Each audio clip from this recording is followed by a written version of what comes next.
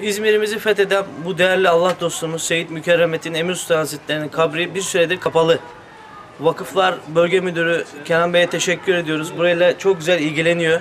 Ancak belediyenin yaptığı bu tadilat bitmedi ve yetkililer buraya çalışmaya gelmiyor. 3 aydır buraya çivi çakılmıyor. Allah yani nasıl biliyorsa öyle yapsın.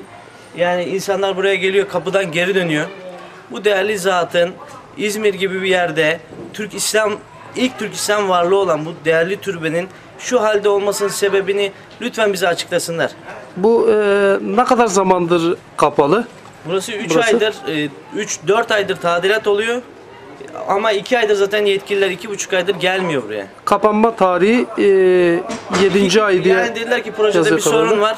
Kimse gelmiyor, gitmiyor. İnsanlar burayı ziyaret edemiyor. Evet. Şu az aşağımızda bulunan Agora'ya gösterilen önem, Agora'ya gösterilen itibar bu Allah dostuna gösterilmiyor. Bu zat ki İzmir'i fetheden Seyyid Mükerremettin Efendi'dir.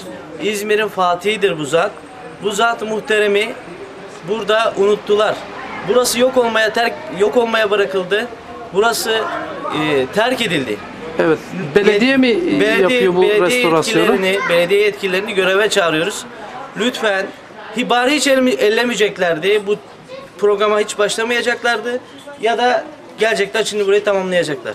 Evet. Çok teşekkürler.